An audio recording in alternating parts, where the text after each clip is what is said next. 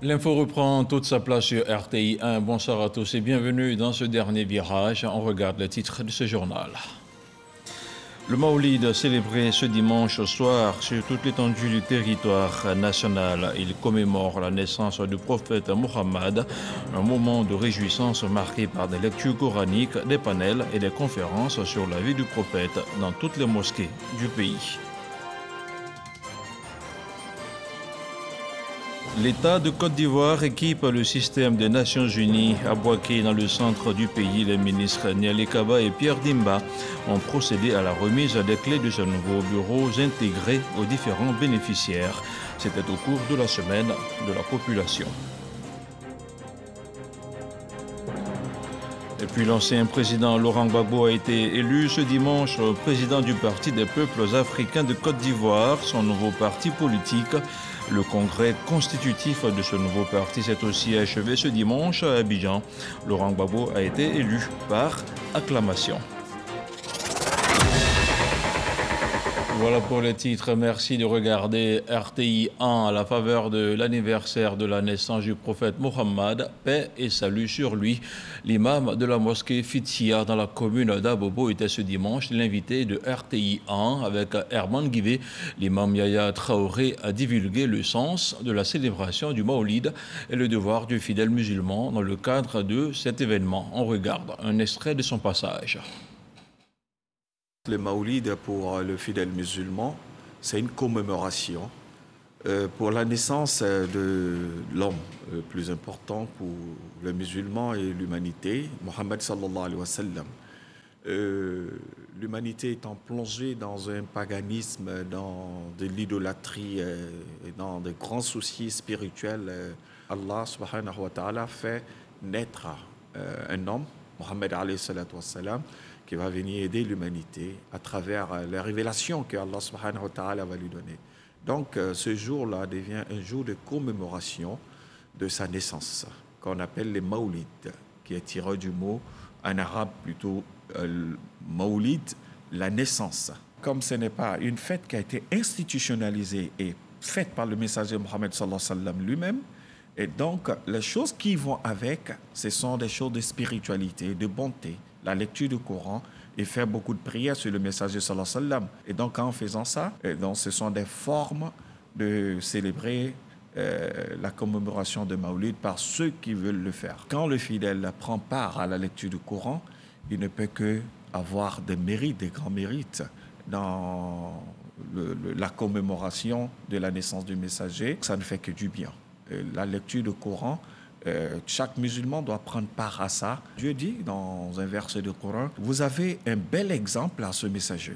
Et donc, quand on suit son comportement, dès sa naissance, il a donné un modèle parfait. Si le musulman s'identifie en s'intégrant cette vie-là de messager sallallahu alayhi wa sallam dans sa vie, je pense qu'il va répondre à quelque chose de parfait et un modèle d'un bon citoyen qui pourra être utile dans le processus de la vie aujourd'hui. Et comme je vous le disais à l'entame de cette édition, la célébration du Maoulid, c'est ce soir. Et la cérémonie officielle s'est tenue à la grande mosquée de la Riviera Golf. Une cérémonie retransmise en direct sur RTI 1. Elle a vu la participation et la présence de plusieurs membres du gouvernement. Et avant la célébration du Maoulid, les fidèles musulmans de la communauté à l'Oulbaït ont reçu 10 tonnes de ciment et une enveloppe pour l'extension de leur mosquée dans la commune d'Anyama. Selon le donateur Joseph Seka, cadre de la région de Lamé, ce don est un geste de solidarité envers la communauté musulmane. Théodore Zouzou, Franco Dio. Cette mosquée sise au quartier Sissé d'Anyama se nomme Al-Ould Bayt en arabe signifiant la famille du prophète. Elle est devenue exiguë pour la communauté musulmane de cette partie de la cité de la Kola. Nous demandons au ministre de venir nous aider à l'agrandissement de notre mosquée. L'appel à l'aide pour son extension a eu une oreille attentive. Ce vendredi 15 octobre, jour de Djoumar, celui de culte reçoit la visite de l'ex-ministre de l'Environnement Joseph Seka, cadre de la région de Lamé. Il fait don de 10 tonnes de ciment et de numéraires comme contribution à l'extension du lieu de culte. Nous voulons dire merci pour ce geste capital. 10 tonnes de ciment, ce n'est pas rien. C'est important, mais nous continuons de lancer un appel pour que d'ici l'année prochaine, nous puissions venir inaugurer la nouvelle mosquée. En tant que chrétien, je suis chez mes frères musulmans parce que j'ai appris que la mosquée a atteint ses limites et ne peut plus contenir les fidèles et qu'il faille agrandir cette mosquée. Donc je suis venu non seulement pour les saluer, leur passer le message du président de la République, le message de cohésion, de paix, de pardon, d'amour réciproque, mais aussi apporter ma modeste contribution à l'agrandissement de la mosquée.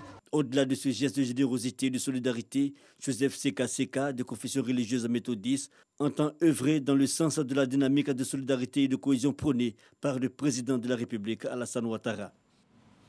Et on parle maintenant de politique. L'ancien chef de l'État ivoirien est le président désigné du PPA, le Parti des peuples africains de Côte d'Ivoire. Laurent Gbagbo a été désigné par acclamation au terme des travaux du congrès constitutif du dit parti ce dimanche à Abidjan. Le compte-rendu d'Alexis Ouedraogo. Le Parti des peuples africains de Côte d'Ivoire est né. Ce dimanche, au terme de son congrès constitutif, son premier responsable est connu, l'ancien président Laurent Gbagbo. Vous m'avez élu président du parti. Je vous remercie. À cet âge-ci, après ce parcours-là, la sagesse, c'est de se préparer à partir. La structure du parti que j'ai voulu, que je vous ai proposée, c'est une structure pour préparer mon retrait, pour que le parti lui-même puisse avoir l'œil sur celui qui le dirige. L'emblème du parti, les doigts des deux mains entrelacés dans la carte de l'Afrique, proclame le panafricanisme. Il faut que les États africains s'unissent. Tant que nous sommes dans des micro-États, nous ne sommes rien. C'est de là que part l'idée du panafricanisme. Parti de gauche ancré aux thèses de socialisme démocratique, le PPA veut par la solidarité et l'humanisme s'opposer aux injustices sociales. Autre chose à présent, avec l'appui de la coopération allemande GIZ, 10 jeunes entrepreneurs viennent d'être primés par l'agence Côte d'Ivoire PME. C'était au cours de la finale du programme d'incubation express au VITIP du Grand Bassam. L'objectif du programme est de préparer les startups à une levée de fonds. Marie-Ange Kouakou, Chèque connaît.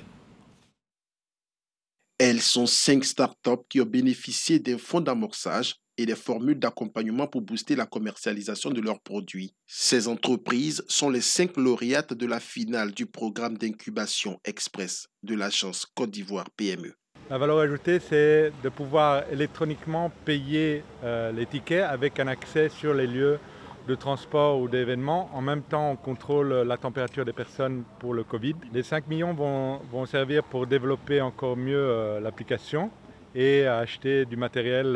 Sur une période de 3 mois, 10 innovateurs ont été formés par des experts de l'écosystème. Ce qu'on retient pour cette finale, c'est d'abord qu'il y a du talent en Côte d'Ivoire, évidemment, qu'il faut aller encore plus vite. Ce programme qui s'inscrit dans le cadre de la mise en œuvre de la politique de promotion des PME vise à renforcer les capacités des entrepreneurs ivoiriens. Nous travaillons maintenant beaucoup plus avec le secteur privé, avec les entreprises. Et ça s'inscrit dans la logique de vouloir créer de l'emploi, améliorer de l'emploi existant aussi pour créer du travail décent. Je voudrais d'abord remercier encore une fois donc, le GIZ qui nous accompagne dans ce projet, mais aussi dans plusieurs projets de structuration et de formalisation de nos PME, aux Ivoiriens, aux autres jeunes qui se développent et qui ont des idées. Il est possible de faire, il est possible d'aller loin. Et il faut faire confiance donc aux structures de l'État. Le programme d'incubation qui s'est fait avec l'appui de la coopération allemande GIZ est un plan d'accompagnement des startups à une étape qui permet de mettre en pratique une idée axée sur le développement entrepreneurial. L'État de Côte d'Ivoire vient d'offrir des locaux flambant neufs au système des Nations Unies dans notre pays. Objectif affiché, regrouper toutes les agences sur un même site à l'effet d'une efficacité dans la synergie d'action dans le centre du pays. À Boaké, la ministre du Plan et du Développement et son collègue de la Santé et de l'Hygiène publique ont procédé à la remise officielle des clés. Le compte-rendu de Léon Brou. Voici les nouveaux locaux entièrement équipés de l'UNFPA et des agences sœurs du système des Nations Unies. En recevant ce don de l'État, ses partenaires au développement évoquent les progrès déjà réalisés sans véritable synergie d'action, notamment l'amélioration à 50% de la consultation prénatale dans les zones centre et nord, soit dans 13 régions du pays. Comme pour dire combien les bureaux intégrés de Boaké viennent renforcer leur capacité face aux défis à relever. La prévalence contraceptive qui est de 17,8% contre 22,5% au niveau national et 51,3% des accouchements sont assistés par du personnel de santé qualifié contre 73,6% au niveau national. L'ouverture de ce bureau s'inscrit parfaitement dans la stratégie de mise en œuvre du cadre de coopération des Nations Unies qui vise, entre autres, avec l'appui du gouvernement, à renforcer notre présence et nos activités opérationnelles dans les régions où la pauvreté multidimensionnelle est forte. Côté gouvernement, ce siège intégré doit davantage rapprocher les services des partenaires au développement des populations pour ainsi booster l'excellence du partenariat entre la Côte d'Ivoire et le système des Nations Unies à l'effet du développement cher au président Alassane Ouattara. Réaliser des progrès importants dans le domaine de la santé et particulièrement dans la mise en œuvre de la feuille de route pour la réduction de la mortalité maternelle, néonatale et infantile, un pas important des engagements des ODD. Que ce soit dans le cadre de la réalisation du programme social du gouvernement ou plus largement dans celui de la mise en œuvre des différents plans nationaux de développement. La troisième génération de ce plan touche la lutte contre la pauvreté, le bien-être des femmes et des enfants, la sécurité alimentaire et la nutrition. La semaine de la population aussi pour sensibiliser à la vaccination contre les pandémies comme la Covid-19 et au planning familial. Objectif, bonne santé des populations, facteur de productivité et de croissance du pays. Les émissaires du gouvernement ont ainsi visité plusieurs centres de santé de Boaké. Puisqu'on parle de santé, on fait tout de suite sans transition le point de la situation de la Covid-19.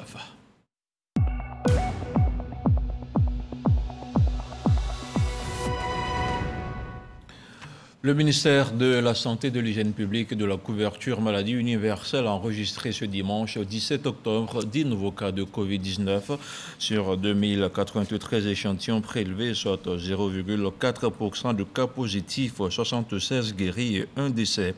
À la date du 17 octobre, la Côte d'Ivoire compte donc 61 038 cas confirmés, dont 59 447 personnes guéries, 682 décès et 909 cas actifs. Le nombre total d'échantillons est d'1 060 912. Le 16 octobre, 27 454 doses de vaccins ont été administrées, soit un total de 2 886 728 doses du 1er mars au 16 octobre. Le ministre de la Santé, de l'Hygiène publique et de la couverture maladie universelle invite toutes les personnes de plus de 18 ans à se faire vacciner dans les centres dédiés. Il rappelle que la vaccination contre la Covid-19 est gratuite et volontaire.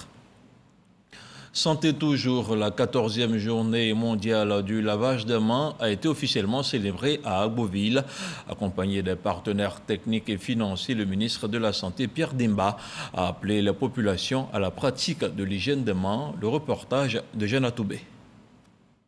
Devant les populations mobilisées dans toutes leurs composantes pour l'accueil du ministre de la Santé, de l'Hygiène publique et de la couverture maladie universelle, Pierre Demba, aussitôt pied à terre, se dirige vers le dispositif de lavage des mains et donne l'exemple. Un geste simple que les populations sont appelées à pratiquer régulièrement et en avoir le réflexe pour réduire le risque d'infections courantes, notamment le choléra, les diarrhées et les maladies respiratoires. On prend du savon avec l'eau, on met dans le seau On lave la main bien propre. Et à 10 minutes, on va de manger. Il faut être propre. Nous avons, avec l'aide des ONG dans nos établissements, des dispositifs de lavage de mains qui sont mis à la disposition des enfants. On gagnerait à renouveler le matériel. L'importance de se laver les mains à l'eau et au savon. Quand doit-on se laver les mains? Comment s'y prendre pour se laver les mains correctement? Les réponses à ces questions ont filtré du sketch proposé par les élèves d'un établissement secondaire d'Agboville. Un sketch à valeur de sensibilisation inspiré du thème national qui est une adaptation du thème mondial au contexte sanitaire. Le message adressé au public est aussi simple que le geste qu'il est appelé à instituer en pratique courante. Le lavage des mains à l'eau et au savon est la meilleure façon de prévenir la propagation des infections. Moyen sûr et simple d'éviter la Covid-19. Partenaires techniques et financiers s'en félicitent et avec le ministère de la Santé, de l'Hygiène publique et de la couverture maladie universelle appellent à l'engagement de tous. Personnel de santé, enseignants, papa, maman, promouvons tous le lavage des mains. Cela aura un bénéfice non seulement contre les infections respiratoires et les diarrhées, contre la Covid également, et toute une autre série de maladies évitables. Prenons tous ensemble l'engagement de nous laver régulièrement les mains à l'eau et au savon en utilisant la technique du lavage des mains en 10 étapes. Notre santé se trouve entre nos mains. Gardons-les toujours propres. Des dispositifs de lavage des mains ont été remis à plusieurs femmes choisies selon des critères bien précis pour assurer dans leurs communautés respectives la promotion du lavage des mains à l'eau et au savon. Selon l'UNICEF, le lavage des mains à l'eau et au savon peut réduire de 25 à 50% le risque de contracter une maladie respiratoire ou intestinale. Fin de cavale pour le présumé coupable de viol à Sandégué. La gendarmerie nationale a annoncé l'arrestation ce dimanche d'un homme de 29 ans. Le pseudo-criminel sera traduit devant le tribunal pour répondre de ses actes. Walter Amadou Ouattara. C'est un jeune âgé de 29 ans de nationalité ivoirienne. Ce présumé violeur de l'institutrice Adari Dougou, située à 25 km de Sandégué, a été mis aux arrêts par la brigade de gendarmerie de cette localité. L'opération a été appuyée par les éléments de la documentation et de recherche de la gendarmerie nationale d'Abidjan. Ce présumé violeur affirme reconnaître les faits et regrette son acte. C'est la piste du téléphone volé de la victime utilisé par le présumé violeur après son forfait qui a permis aux gendarmes enquêteurs de réussir à mettre fin à la fuite de ce repris de justice. Il sera traduit devant les juridictions compétentes afin de répondre de ses actes. Retour à Abidjan, le supermarché Chic Shop à la Riviera 3 a été ravagé par les flammes. L'incendie qui s'est déclaré samedi a fini par être circonscrit ce dimanche par les soldats du feu du GSPM. D'importants dégâts matériels ont été enregistrés et la zone placée sous surveillance des forces de sécurité. Le constat de Jean-Marc Djadji. Nous sommes en fin d'après-midi quand nous arrivions à la Riviera 3 dans les environs du quartier 9 kg à Cocody. En face de nous, de fortes flammes à l'intérieur d'un bâtiment en construction de 6 étages, jouxtant le supermarché Chic Shop, un centre commercial bien fréquenté par les riverains. Très vite, le feu se propage sur le toit du supermarché, sous les yeux ahuris des badauds. Des employés de ce centre et des habitants du quartier encore sous le choc témoignent. On ne sait même pas comment le feu a été déclenché, mais certainement on va faire nos enquêtes. Il est difficile d'évaluer la perte pour le moment. J'étais de passage et un parent qui m'a appelé, m'a dit qu'il y avait le feu ici. Donc j'ai garé et puis je suis venu le voir. Et ensemble on a assisté impuissamment à l'évolution des flammes, quoi. Ça va être 18 et 19 par là. De l'autre côté, où il y a le bâtiment inachevé, là. Il y avait des effondrements, ça faisait vraiment peur. Des éléments du groupement des sapeurs-pompiers militaires d'Adjamé, dépêchés sur les lieux, s'activent avec professionnalisme et tact pour circonscrire le feu. Tous les compartiments du supermarché subissent le diktat des 4 pompes à incendie de 60 combattants du feu. Il y a 2 bâtiments en construction qui sont mitoyens au magasin. Et ces magasins-là servent de lieu de stockage.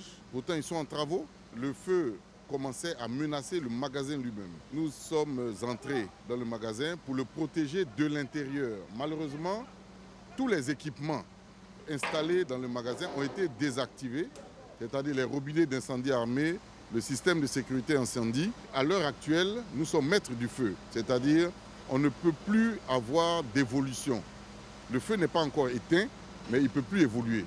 L'on n'enregistre aucune perte en vie humaine et d'importants dégâts matériels dans le bâtiment inachevé annexe du supermarché. Le pire a été évité, mais les opérations de reconnaissance sont en cours afin de protéger les riverains. Et on se rend maintenant à Boaké avec la réouverture de l'ex-géant du textile ivoirien qui se précise. Le 24 septembre dernier, le Premier ministre Patrick Achi annonçait la volonté du gouvernement de relancer les activités des établissements Robert Gonfreville. Les conditions de la relance des activités étaient au cœur d'une rencontre dans la région de Boaké avec le ministre Amadou Koné. Plus de détails avec Kader Sogodogo. Le ministre des Transports, Amadou Koné, dans son rôle d'émissaire du gouvernement, est face aux représentants des travailleurs des établissements Robert Gonfreville, ex-géant du textile ivoirien, sur lesquels l'essor économique de la ville de Boaké reposait en partie. Depuis plusieurs décennies, frappé par la faillite, son agonie est sûre de tous, de plus de 3000 travailleurs à moins de 200 aujourd'hui. Dans le cadre de la relance des activités économiques de Boaké, le Premier ministre Patrick Achi, à l'issue d'une visite à Gonfreville, avait annoncé la main tendue du gouvernement. Depuis lors, des modalités de relance existent grâce au ministère du Commerce et de l'Industrie. C'est un émissaire du gouvernement que le ministre des Transports, Amadou Koné, a rencontré les responsables de l'usine. C'est bon que nous ayons ce dialogue-là pour enrichir donc, ce qui est en train de se faire, rassurer aussi donc, les uns et les autres que le gouvernement a la tâche pour ouvrir effectivement donc Gonfreville. Donc c'est cet exercice que nous avons fait ce matin. Je crois que ça a été une réunion enrichissante. Une rencontre saluée par les élus et les responsables de Robert Gonfreville. Bon, nous nous sentons soulagés, nous nous sentons rassurés. Aujourd'hui, c'était une rencontre très importante. Je pense que le gouvernement est en train de joindre les actes à la parole à travers cet échange de quelques heures que nous avons eu avec M. le ministre et toutes les autorités de la ville. Nous avons pu voir la volonté de l'État de faire cette relance, mais de faire cette relance de façon pérenne, durable, on va dire définitive. Boaké et la Côte d'Ivoire, ainsi qu'une bonne partie du monde, se souviennent des draps de lit, des serviettes de table et de douche, etc. Du pur coton.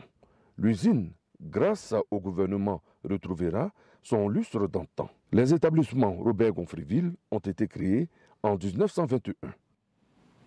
On parle maintenant de médias numériques pour mieux lutter contre les fake news. Le REPRELSI travaille à rendre plus fiables les sites d'information.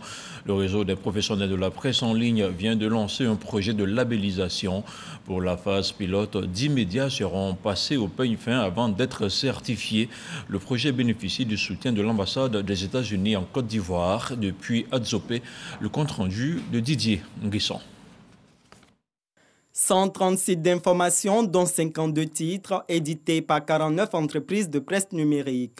Cette configuration de la presse en ligne en Côte d'Ivoire, plutôt quantitative, nécessite également une approche qualitative. C'est ce à quoi travaille le réseau des professionnels de la presse en ligne de Côte d'Ivoire, REPRELSI. Un projet de labellisation des sites d'information est en chantier.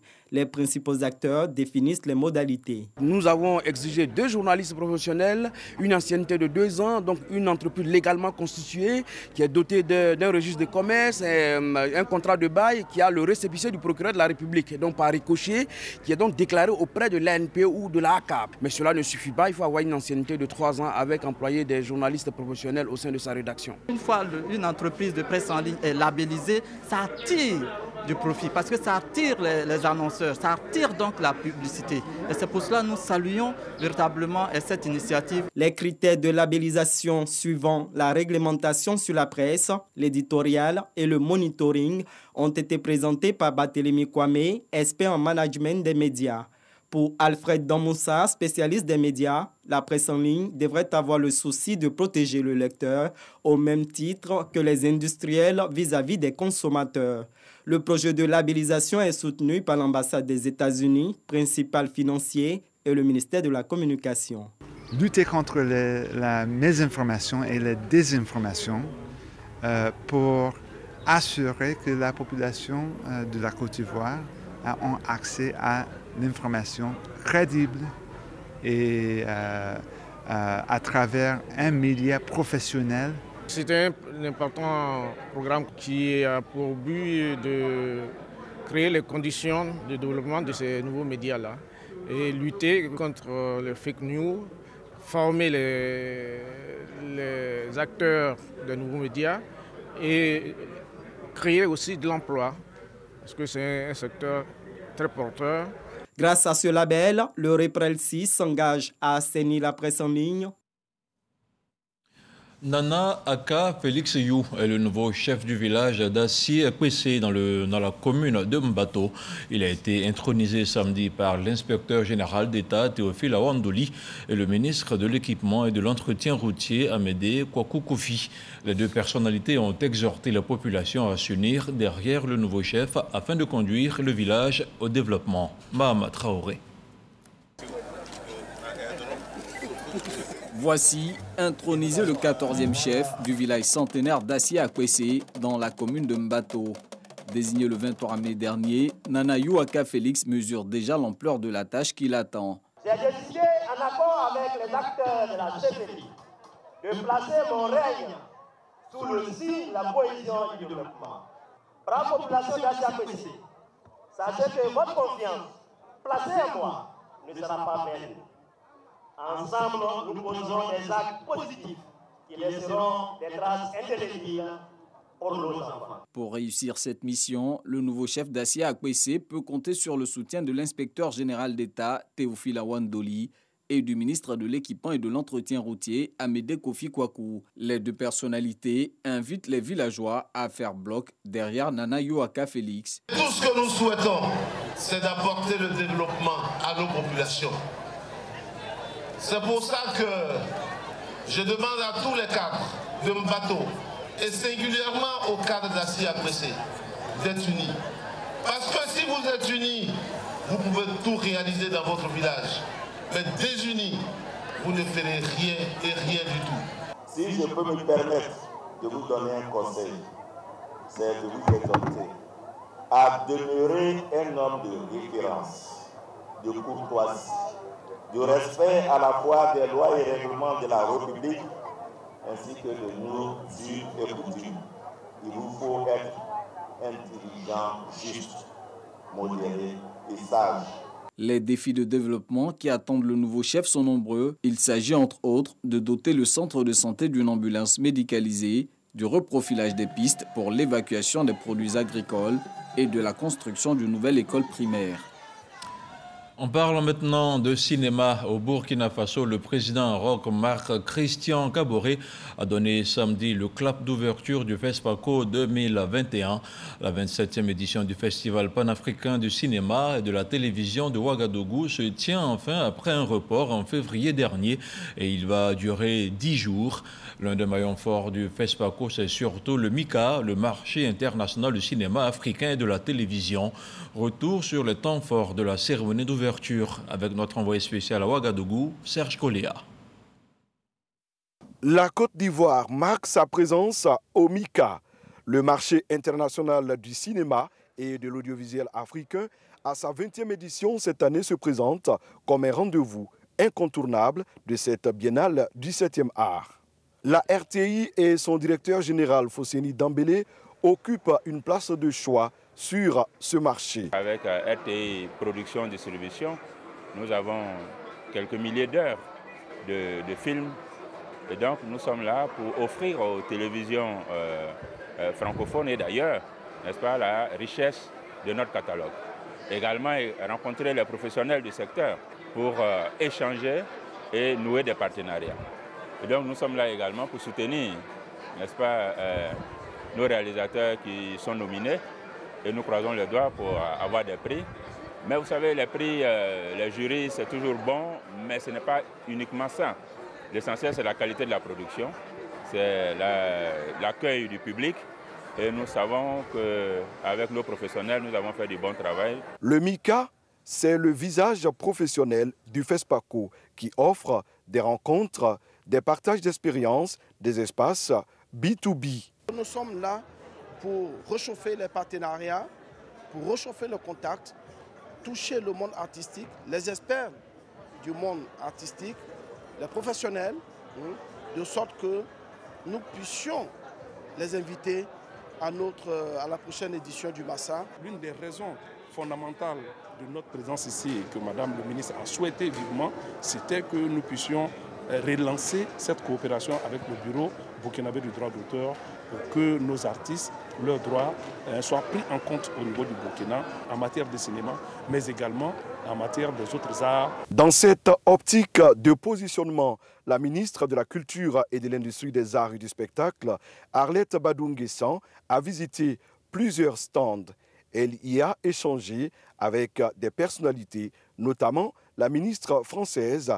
J'envoie ce message de fraternité de la France qui est véritablement dans cette ambition d'écrire un nouveau chapitre de notre relation avec le continent africain, avec le Burkina, avec la Côte d'Ivoire et tous ces pays avec lesquels nous avons tellement d'histoires en commun et un destin commun. Arlette Badou-Nguessan a aussi apporté le soutien du ministère aux cinéastes ivoiriens sélectionnés à cette 27e édition du FESPACO. Nous avons pu leur donner quelques subventions pour leur participation au FESPACO. J'indique qu'il y a 9 films ivoiriens qui sont en compétition pour cette année et nous espérons repartir d'ici avec le maximum de trophées parce que la Côte d'Ivoire est somme toute un pays du cinéma. Le MICA se tient au siège du FESPACO avec un espace dédié aux projections de films.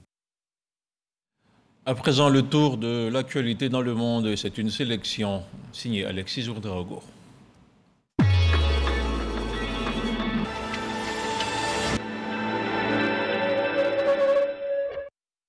Un comité d'experts de l'OMS recommande lundi de donner une dose supplémentaire de vaccin aux personnes modérément ou sévèrement immunodéprimées. Il précise toutefois qu'il ne s'agit pas de recommander une 3e dose à la population générale. Le haut-commissaire des Nations Unies pour les réfugiés a annoncé mardi un nouveau drame de l'immigration clandestine en Méditerranée. 2 naufrages au large de la Libye qui ont fait 15 morts. L'athlète kenyane Agnès Tirop, 2 fois médaillée mondiale sur 10 000 mètres et 4e aux Jeux Olympiques de Tokyo, a été poignardée à mort vendredi. Elle venait de battre il y a un mois le record du monde de 10 km dans une course exclusivement féminine en Allemagne. L'OMS indique jeudi dans un communiqué que le nombre réel de contaminations à la Covid en Afrique serait 7 fois plus élevé que les chiffres officiels parce qu'ils ne prennent pas en compte les sujets asymptomatiques non détectés. À ce jour, près de 8,4 millions de cas de Covid, dont 214 000 décès, ont été enregistrés sur le continent. Après plus de 18 mois de fermeture de leurs frontières, les États-Unis annoncent vendredi qu'ils vont à nouveau rouvrir le 8 novembre pour des millions de voyageurs interdits depuis la crise sanitaire, à condition qu'ils soient vaccinés. La Russie a dépassé samedi la barre symbolique du millier de décès dus à la Covid. Le décompte officiel du gouvernement fait état de 1000 décès, des records jamais atteints. Le pays reste à ce jour le plus touché en Europe. Une source sécuritaire haïtienne indique ce dimanche qu'une dizaine de missionnaires américains ont été enlevés samedi. Ils seraient encore entre les mains de la bande armée qui, depuis des mois, multiplie rap et vol dans la zone située entre la capitale haïtienne et la frontière avec la République dominicaine.